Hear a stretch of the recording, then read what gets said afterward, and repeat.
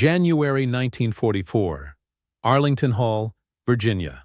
The winter winds scratched against the frosted glass of a converted girls' school now reborn as America's secret cryptographic fortress.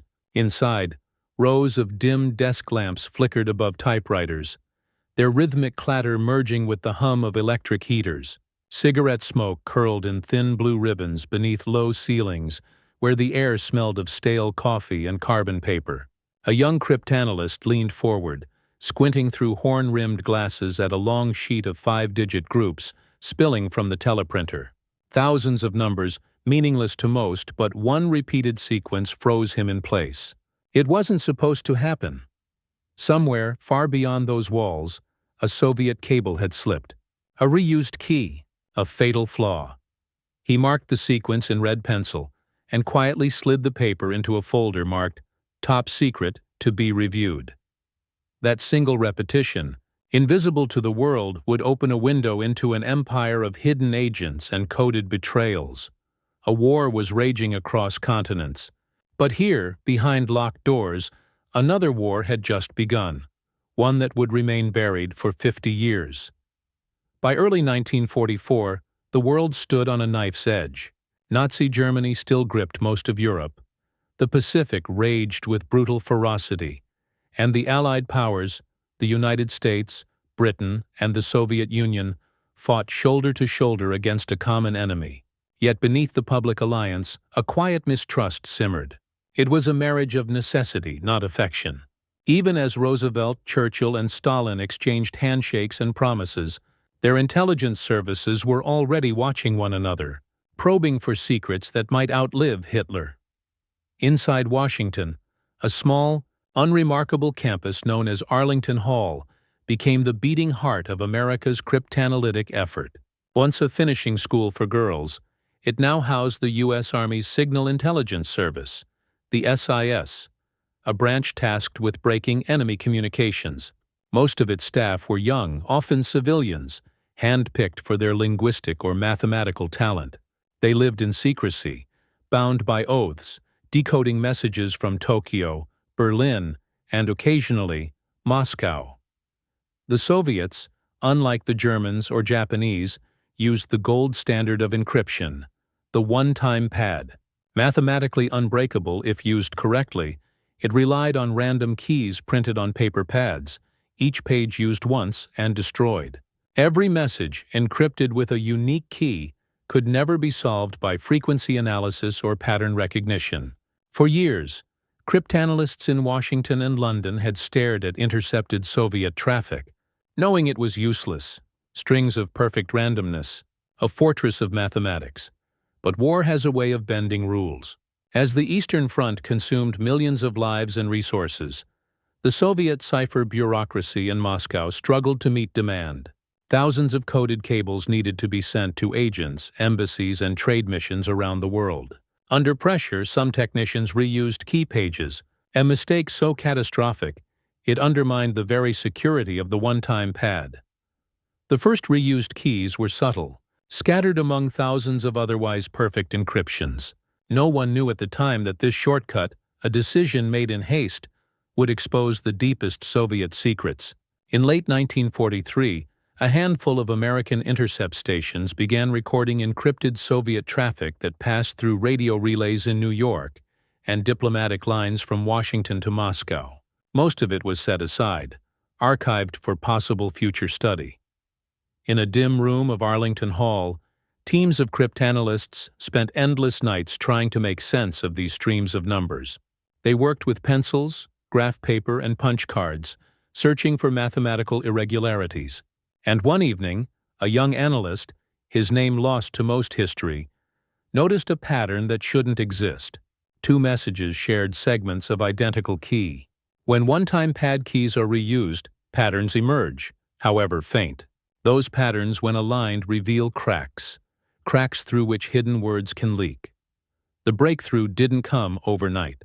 It took years of meticulous work to reconstruct fragments of meaning, to assign probability to syllables, to test hypotheses by hand. But by 1944, the SIS understood the gravity of what they had discovered. These were not random Soviet weather reports or harmless diplomatic chatter. They were coded communications between the Soviet Union and its intelligence officers operating in the United States.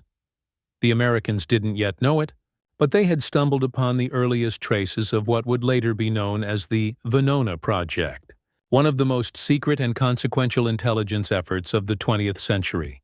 Its mission: to decrypt Soviet wartime intelligence messages and uncover the extent of espionage within Allied borders. The implications were explosive. The same nation helping to defeat Nazi Germany appeared to be running a vast espionage network inside its allies' government, its scientific institutions, even its atomic research program.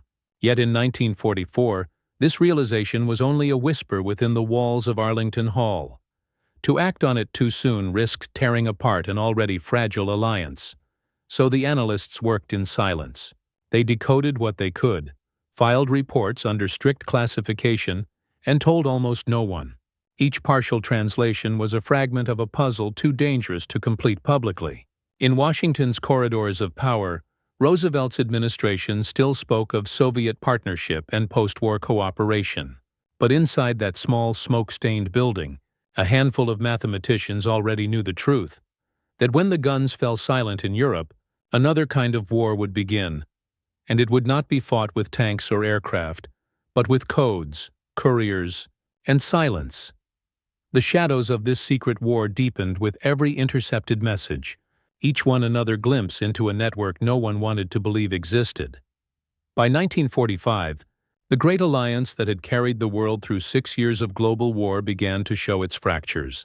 The Red Army stood deep in Eastern Europe, Berlin lay in ruins, and the Western Allies eyed the Soviet sphere with unease. Cooperation gave way to calculation.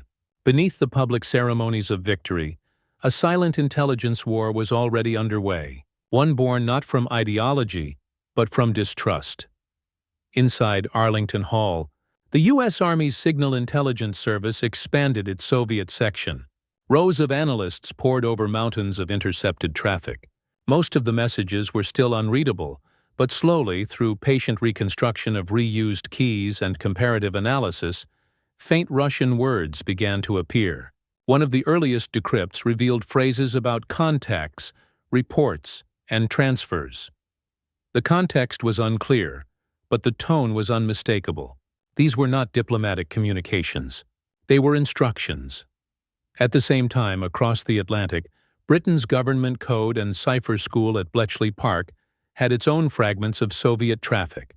Cooperation between the Allies on codebreaking had been intense during the war, ultra for the Germans, magic for the Japanese, but the Soviet Union had always been treated differently.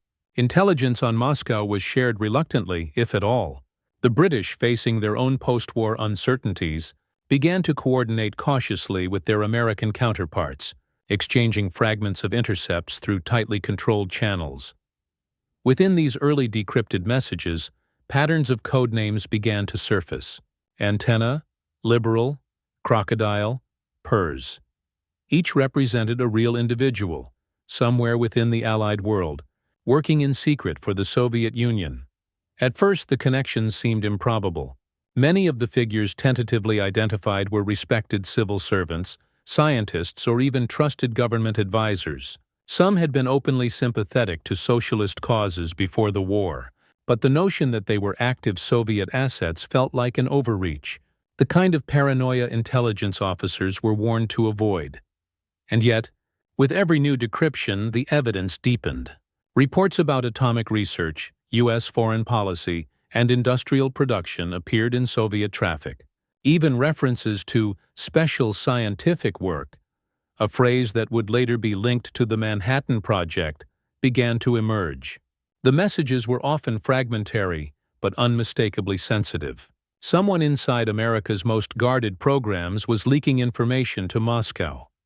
In Los Alamos, the top-secret laboratory in the New Mexico desert, the race to build the atomic bomb was nearing its conclusion.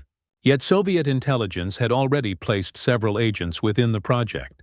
Klaus Fuchs, a brilliant German-born physicist working for Britain, was quietly passing technical data to his handlers. So was a young scientist named Theodore Hall, though his identity would remain hidden for decades. To the cryptanalysts in Arlington Hall, these names were still only code names in partially translated messages. Rest, MLAD, PERS. The meaning was unclear, the clues maddeningly incomplete. The Army cryptanalysts and the FBI began to cooperate, but cautiously. Evidence drawn from cryptographic sources could not be used in court.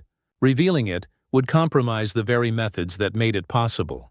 This created a tension that would haunt American counterintelligence for decades, knowing the truth, but being unable to prove it. Among the analysts, one name began to stand out: Meredith Gardner. A linguist and code expert, Gardner possessed a rare intuition for patterns.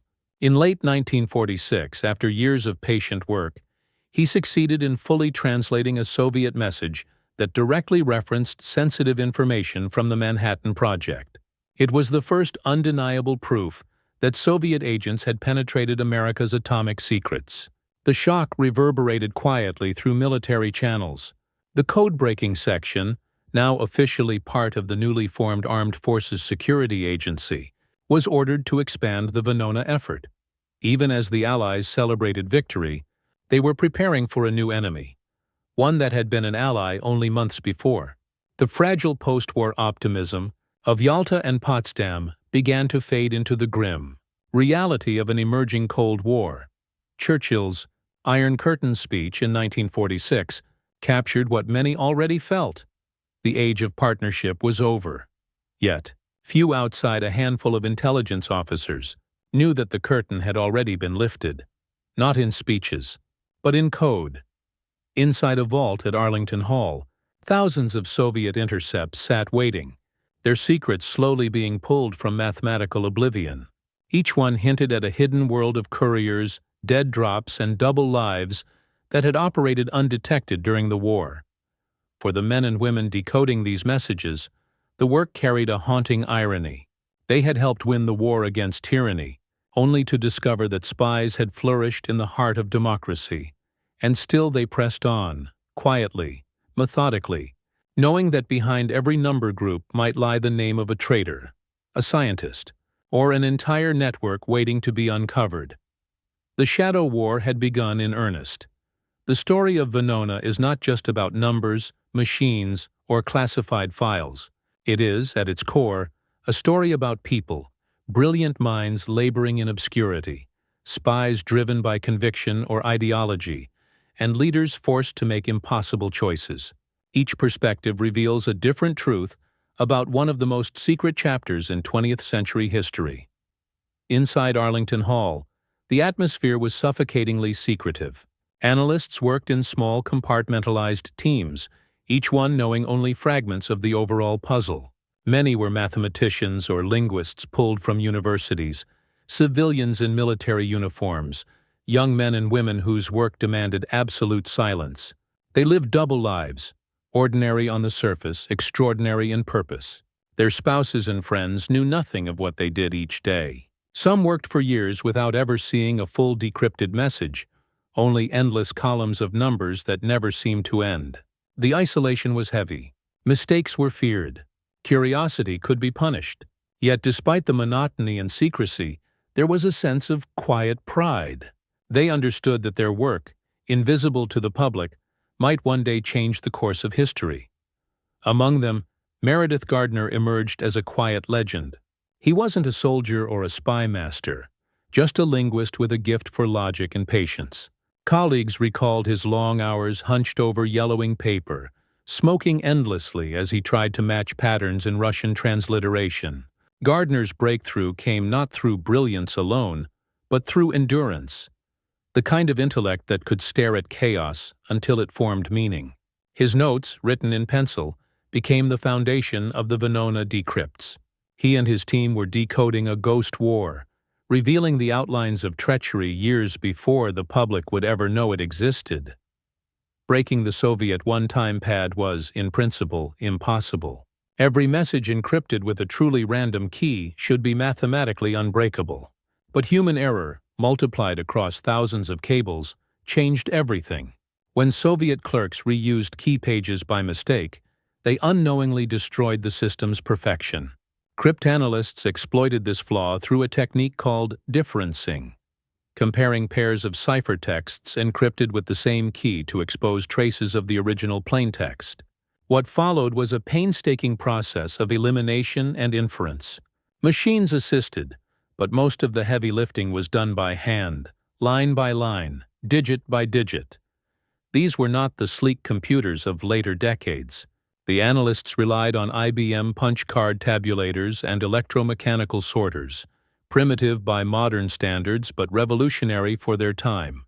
They built frequency charts, analyzed linguistic probabilities, and guessed likely phrases based on context, the methodical art of codebreaking. Every tiny success, every fragment of meaning came at the cost of months of human labor. It was as much an art as a science.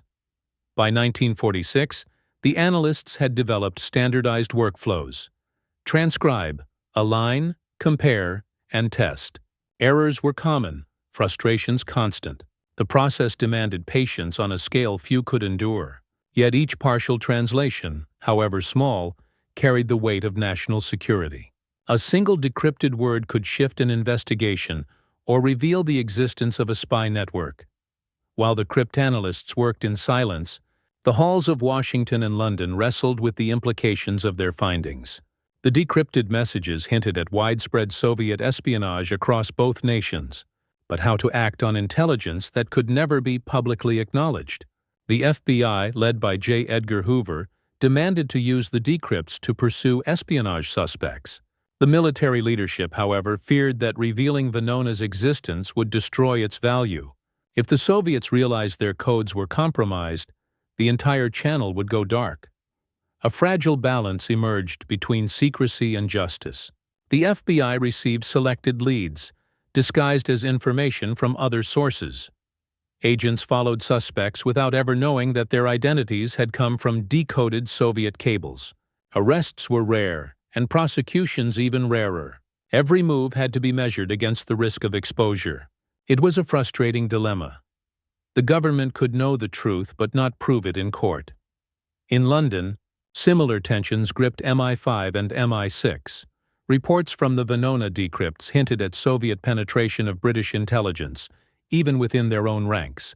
The realization that spies might be sitting in senior positions, possibly even within the very agencies meant to stop them, sent shockwaves through the establishment. But as with the Americans, the information was too sensitive to use openly. Secrecy prevailed over scandal. As the post-war years unfolded, the Venona decrypts became both a triumph and a curse. They proved that Western governments had been deeply infiltrated during the war, yet they also created a dangerous political weapon. Intelligence that could not be revealed publicly bred suspicion, paranoia, and internal mistrust. Those who knew the truth were forbidden to speak. Those who didn't speculated wildly. By 1948, the tension between secrecy and politics reached its breaking point. The world outside Arlington Hall moved toward open confrontation. The Berlin blockade, the formation of NATO, the rise of the Cold War. But inside the locked rooms of America's cryptanalytic headquarters, the quiet war of numbers and ciphers continued. Each day brought new fragments of Soviet messages, new names, and new suspicions. The analysts worked on, unaware that their discoveries would one day ignite one of the most divisive political storms in American history. Every word they uncovered added to a picture that no one wanted to see clearly. A picture of betrayal within the ranks of those who had built the victory of 1945. On the other side of the world, the Soviet intelligence machine was working with surgical precision. The KGB, known during the war as the NKVD, ran a network of agents and couriers under the Residentura system, embedding operatives in embassies, trade offices, and press bureaus.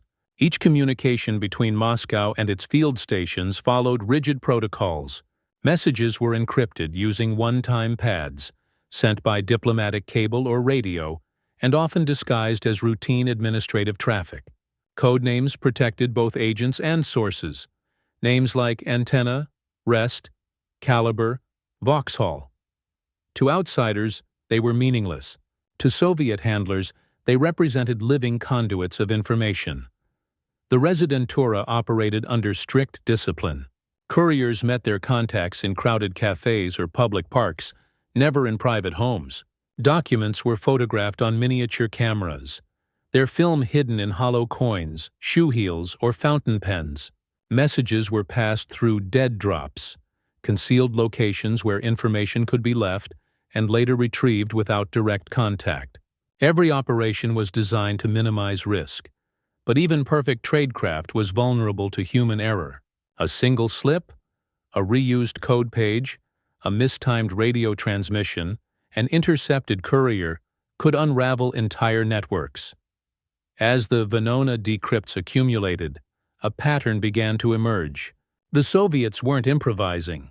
They were executing a coordinated intelligence campaign across the Western world. The United States, Britain, Canada, and Australia all appeared within the decrypted cables. The primary targets were predictable: military technology, diplomatic strategy, and above all, nuclear research. The Soviets had built their spy empire on ideology. Many of their agents were not professional operatives, but believers, scientists, civil servants, and intellectuals who viewed the Soviet Union as humanity's future, willingly passed secrets in the name of peace and equality. It was this blend of discipline and conviction that made the network so dangerous. The KGB could recruit idealists rather than mercenaries. They didn't have to pay them in cash, they paid them in purpose.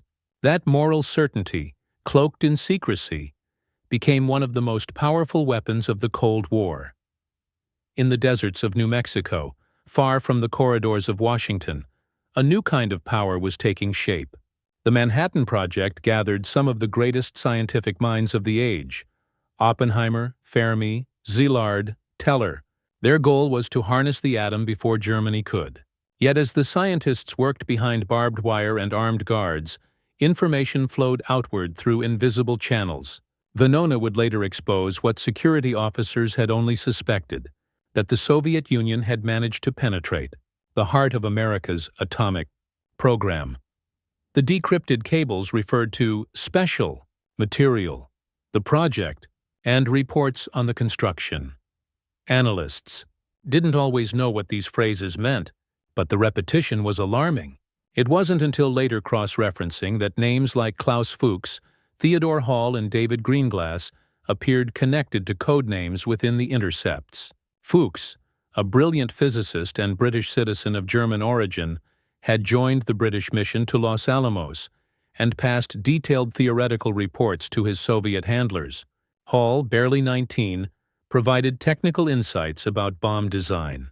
Greenglass, working as a machinist, relayed key mechanical details through his sister and brother-in-law, Ethel and Julius Rosenberg. At the time, however, the cryptanalysts at Arlington Hall didn't know these were future headlines. They were buried in fragments, lines like "informant reports, progress on device," or "information on tube alloy, available soon." To anyone else, meaningless. To those decoding them, chilling. The Soviet Union had been an ally, but its spies were already securing the knowledge that would allow it to test its own atomic bomb by 1949, years sooner than Western analysts had predicted. The realization that America's greatest wartime secret had been compromised was devastating. Yet it could not be made public. The decrypts remained classified, the names concealed. Officially, the Manhattan Project remained a triumph of Western science. Unofficially, it was also one of the greatest intelligence failures in modern history.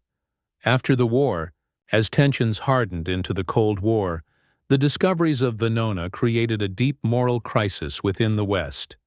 Those who had access to the decrypts understood the scale of Soviet penetration, but they could not reveal their evidence without exposing how it had been obtained. Meanwhile, public opinion shifted toward skepticism. Politicians, journalists, and academics dismissed many espionage accusations as political hysteria. To them, claims of Soviet infiltration within government or science sounded like paranoia. In the United States, Senator Joseph McCarthy's sensational accusations in the early 1950s, often based on rumor rather than verified intelligence, further discredited the truth. The real evidence was locked away in vaults, beyond the reach of courts and committees. Those who knew the reality could not speak. Those who spoke often didn't know. For decades, the Venona files remained the missing proof, the unseen foundation beneath Cold War suspicion. This silence shaped generations of politics. Careers were destroyed on suspicion, while genuine spies escaped exposure. The public debate became polarized between those who warned of communist infiltration and those who dismissed it as propaganda. Neither side had access to the truth. Only a few officials, buried deep within intelligence agencies, knew that the coded Soviet messages already told the full story. The moral question of Venona lingered long after the war ended. Could justice be served if the truth had to remain secret? Could a democracy protect itself from subversion without betraying its own principles of transparency and law? For decades, these questions remained unanswered, buried alongside the encrypted pages that had raised them. By the 1960s, the project itself had faded into bureaucratic obscurity. The Cold War entered new phases: space races, proxy wars, nuclear brinkmanship, while the men and women of Arlington Hall grew old and retired, their greatest work still unacknowledged. Only a handful lived long enough to see the files declassified in the 1990s.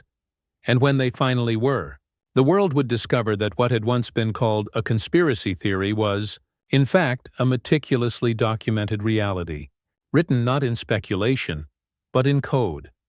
By 1947, the war was over, but the battle for truth had only just begun. Inside Arlington Hall, the Venona project moved from a tentative experiment to a fully operational program. The analysts now worked under extreme secrecy, their offices locked and guarded, their work known only to a handful of senior officials in Washington.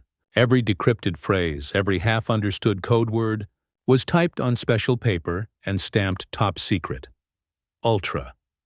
The outside world had no idea that an invisible war was being fought in silence, one that would reshape the political landscape of the coming century. That year, Meredith Gardner achieved a breakthrough that changed everything. After months of slow progress, he successfully decrypted a Soviet message from 1944. The cable contained details about meetings and discussions between Soviet agents and a contact within the U.S. government. As Gardner translated line by line, a chilling realization set in. This was espionage at the highest levels. The message referred to agents working on atomic matters and information about the project. These weren't abstract reports. They were direct communications between Soviet handlers and spies inside the American war effort. The message named code names like Rest and Caliber. Gardner didn't yet know who they were, but the implications were unmistakable. The Soviet Union had deeply penetrated America's scientific and military infrastructure.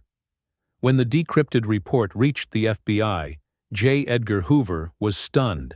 The information confirmed long-standing suspicions that Moscow's intelligence services had infiltrated the United States during the war.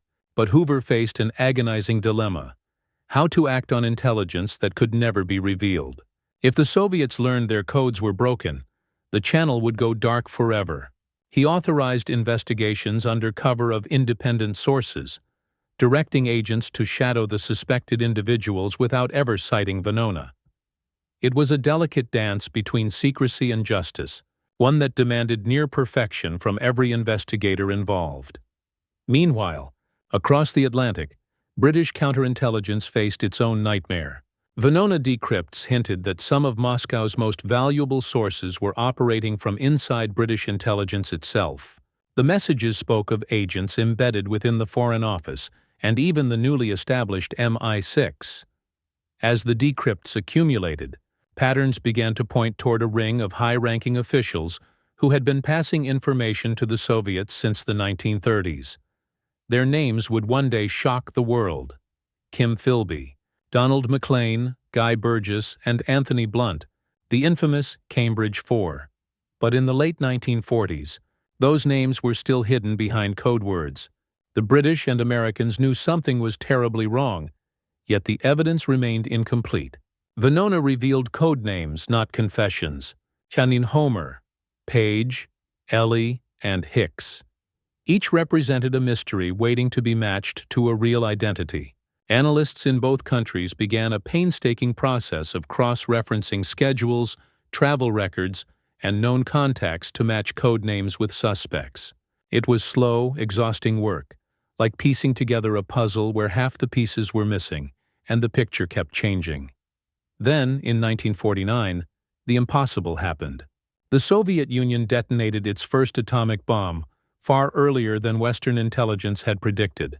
The explosion, detected by American air sampling over the Pacific, confirmed what Venona had long suggested. Moscow had obtained vital atomic secrets through espionage.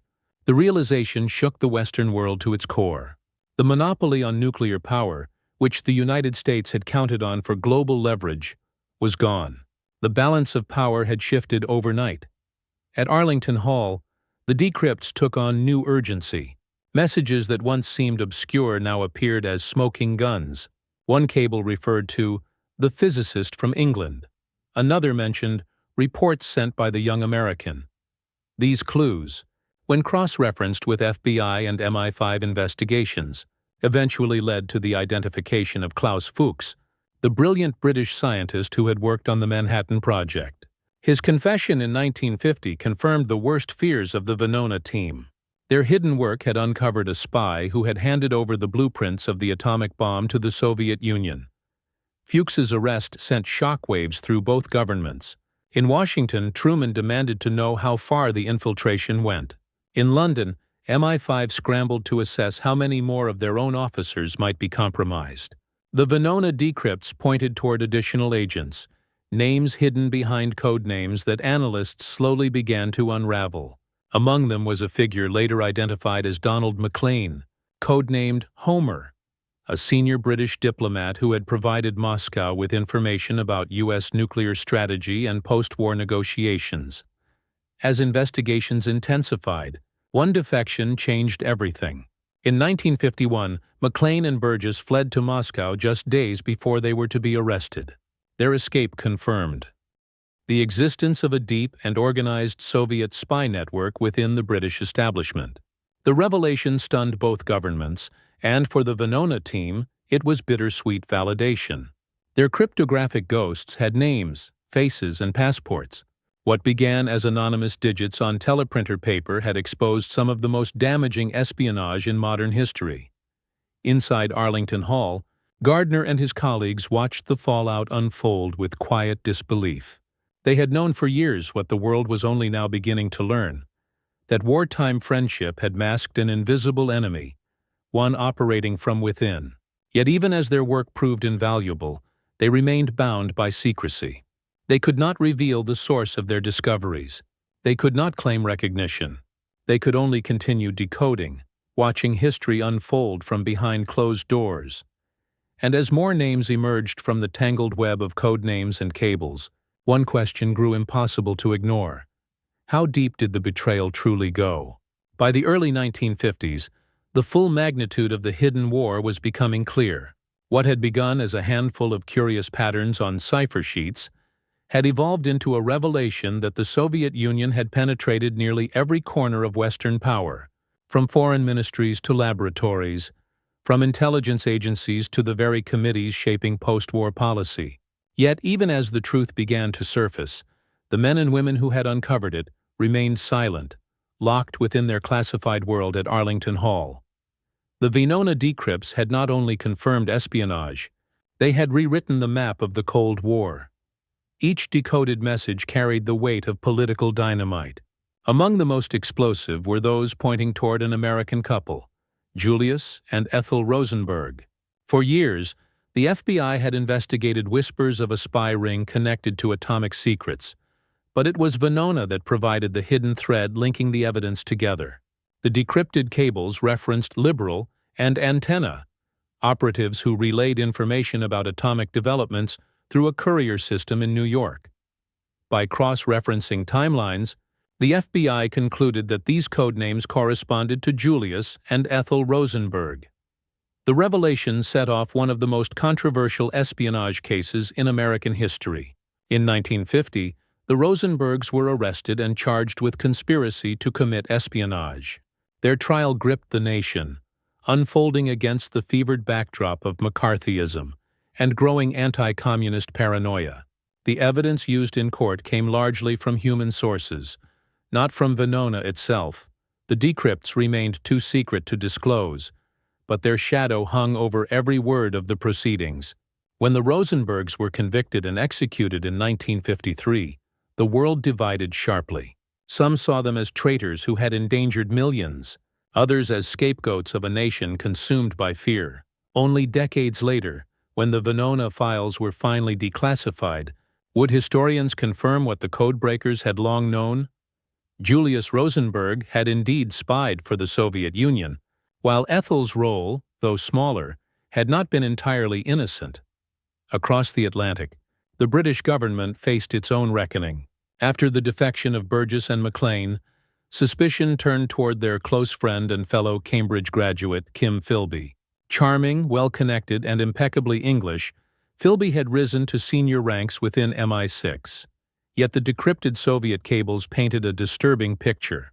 Mentions of Stanley and Sonny, both high-level sources within British intelligence, matched Philby's postings and contacts. When confronted, he deflected suspicion with effortless charm, helped by his reputation as a staunch anti-communist and his wartime service alongside American intelligence. In 1951, as the evidence mounted, Philby resigned quietly, avoiding prosecution. Years later, when he finally defected to Moscow in 1963, the confirmation came full circle. The Venona decrypts had been right. The British establishment had been betrayed from within by one of its own most trusted officers. His defection wasn't just an embarrassment, it was a national trauma. It shattered the illusion of moral certainty that had sustained the intelligence alliance of the English-speaking world since 1941. By then, the Venona program had reached its operational peak. Thousands of cables had been partially or fully decrypted, revealing a vast web of espionage that extended far beyond what anyone had imagined. There were code names for agents in Australia, Canada, even within the United Nations. The scale of Soviet penetration was staggering. An empire of silence that had operated in plain sight, protected by the chaos of war and the naivety of peace. But victory in intelligence came with its own price. Within the agencies, Venona's very success bred unease. How much should the government reveal to the public? To prosecute spies, evidence had to be presented. Yet to present it risked exposing the most valuable intelligence operation in American history. For years, the decrypts were treated like sacred artifacts, kept in locked safes, shared only with a few dozen trusted officials. Presidents Truman, Eisenhower, and Kennedy all received briefings on the program, but each chose secrecy over disclosure. Publicly, they condemned espionage. Privately, they guarded the secret of how they had discovered it. Meanwhile, the Soviets, unaware of the full extent of the breach, continued using the compromised cipher channels until 1948, when they finally changed systems. By then, the damage was done. Thousands of wartime and post-war messages had been stored, analyzed, and translated. The treasure trove of intelligence offered insights into Soviet operations, agents, and methods that would guide Western counterintelligence for decades. And then, silence. The Venona project, once one of the most active cryptanalytic efforts in history, slowly faded into obscurity.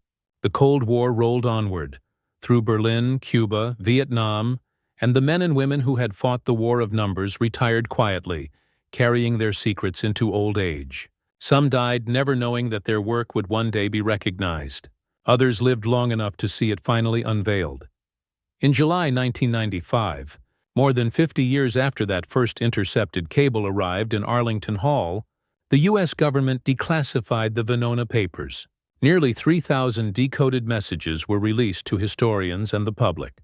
The revelations were staggering. Names long whispered in suspicion were confirmed. Myths were dispelled, legends rewritten. The conspiracy theories that had divided generations were replaced by hard evidence, line after line of decrypted truth. Newspapers around the world printed headlines in disbelief. What many had dismissed as political hysteria or Cold War paranoia was suddenly documented fact. The ghosts of the past, the Rosenbergs, Fuchs, Philby, McLean, all returned in ink and archive. Venona had not only uncovered espionage, it had rewritten the moral history of the 20th century. And yet, for all its revelations, the true story remained deeply human, one of sacrifice, silence, and the burden of knowledge. The codebreakers had lived and worked in the shadows, uncelebrated and unseen, while their discoveries shaped the world in ways they could never speak of. The cables they decrypted had exposed traitors and changed governments, but they had also left behind a question that no decryption could ever answer. How do you fight an enemy hidden within your own reflection? When the Venona documents were finally made public in the 1990s, the world stood at a strange crossroads between vindication and disbelief.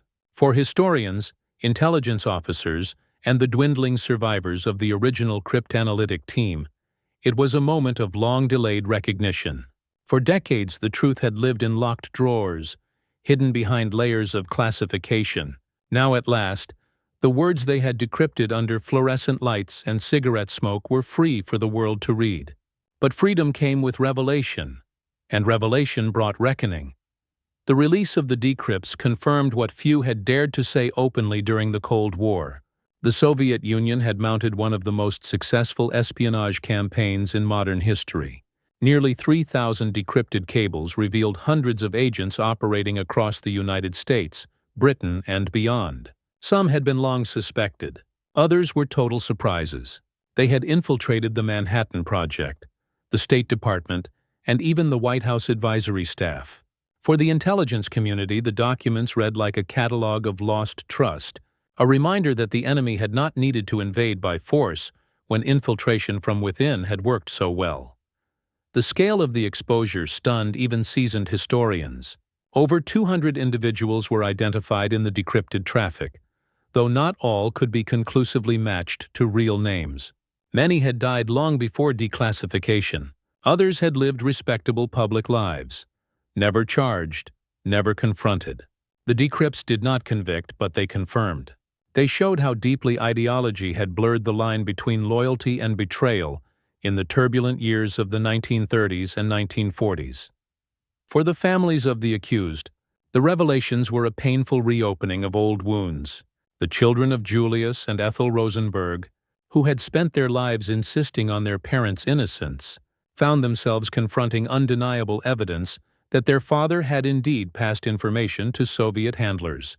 For Britain, the confirmation of Philby, McLean, and Burgess's activities reopened an old humiliation. The knowledge that the heart of British intelligence had once served Moscow's cause. And for the United States, the documents explained much of the paranoia that had consumed the early Cold War years. McCarthyism, though often hysterical and unjust, had not emerged from pure fiction. There really had been spies. There really had been networks. The tragedy was that the truth had been too secret to use and too dangerous to reveal. In intelligence circles, the declassification also reignited debates about accountability and secrecy. Could the damage have been mitigated earlier if the information had been shared more widely?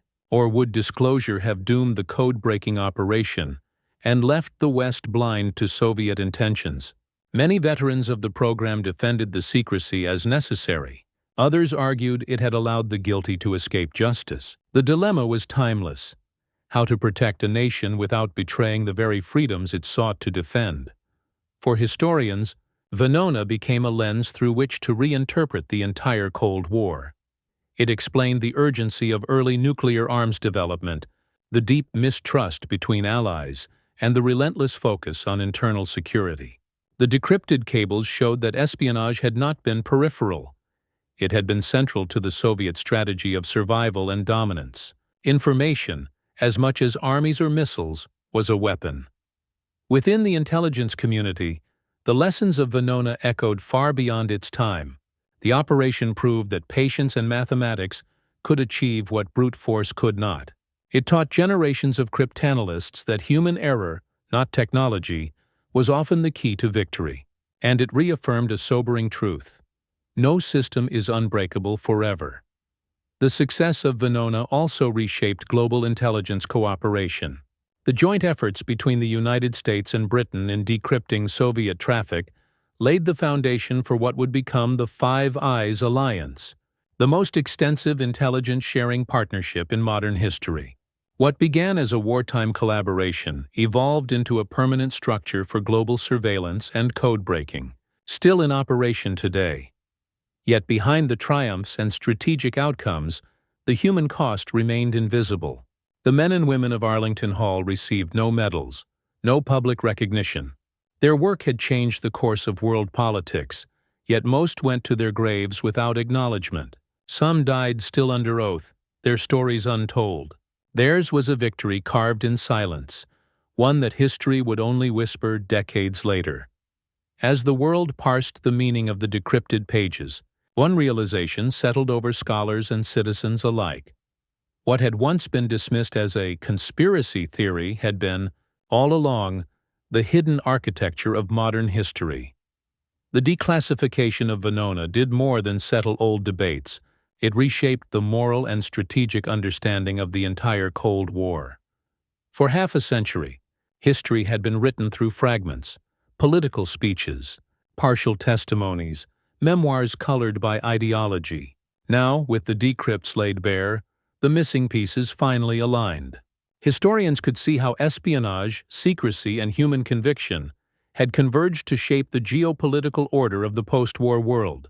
The revelations were not just about spies. They were about the fragility of trust in an age where allies had watched each other through keyholes.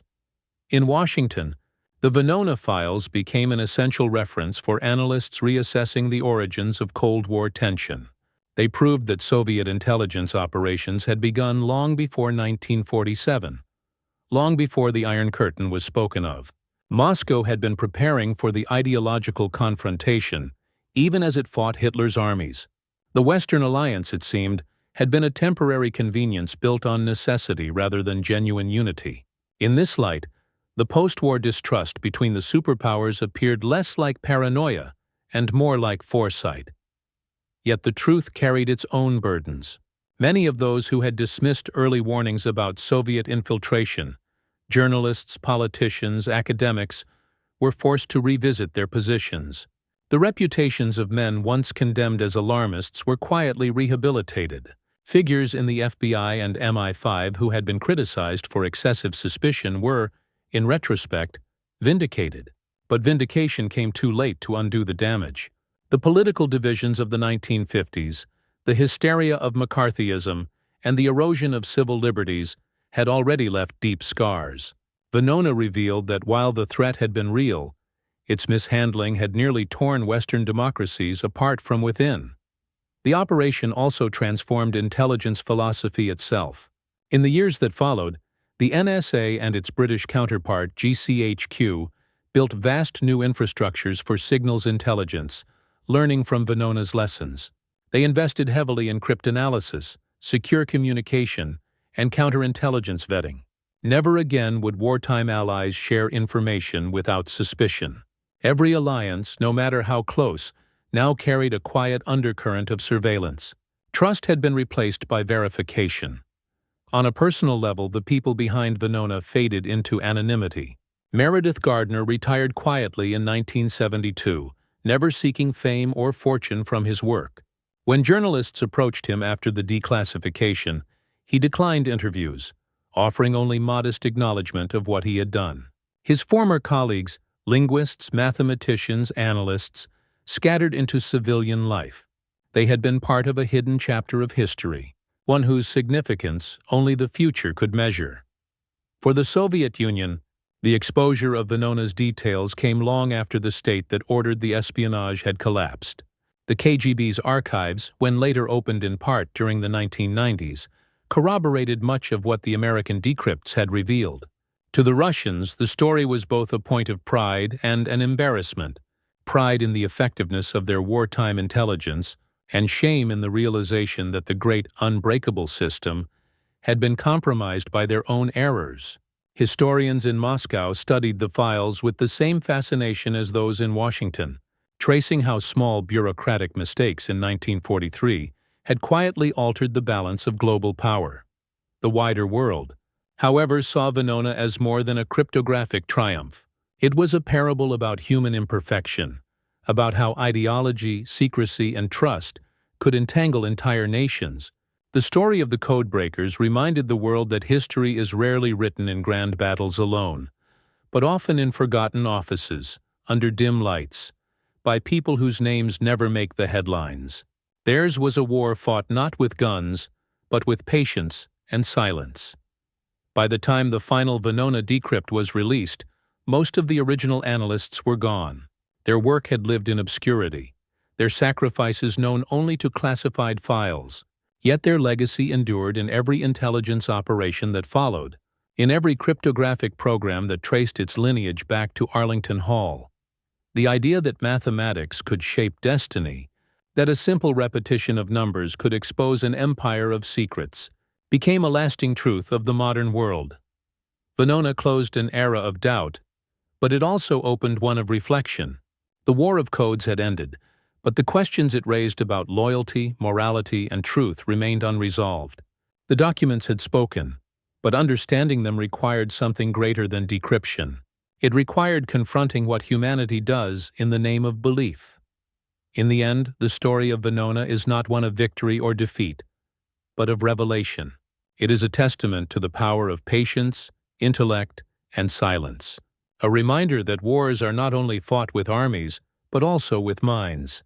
The cryptanalysts of Arlington Hall, those quiet sentinels of the unseen front, never carried rifles, never stormed beaches, never raised flags over captured ground. Yet their pencils and patience altered the balance of nations. They proved that even the most carefully guarded secrets can fracture under the weight of human imperfection. The Venona project stands as one of the most extraordinary acts of persistence in modern history.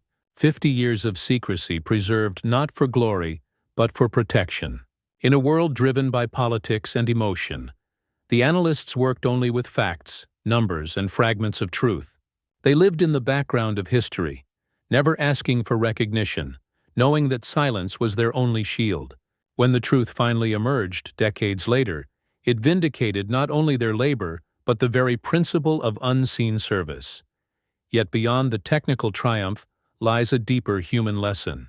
The decrypts revealed how ideology blinds judgment, how conviction can disguise betrayal, and how easily trust can be traded for purpose. The men and women who spied for Moscow were not monsters. They were believers. They acted out of faith in an idea, convinced that they were serving peace, justice, or history itself. The tragedy of Venona is not only in the secrets it uncovered, but in the reminder that humanity's greatest dangers often come cloaked in moral certainty. In the stillness of that truth, the old images return: the dimly lit room in Arlington Hall, the scratch of pencil on paper, the soft hum of a machine deciphering the noise of an empire. Outside, the decades have moved on. The Cold War has ended, the walls have fallen, and the codes are now museum artifacts. But the silence remains, a silence earned by those who listened hardest to the whispers of history. Because sometimes the most powerful battles are not the ones we see, but the ones we finally understand.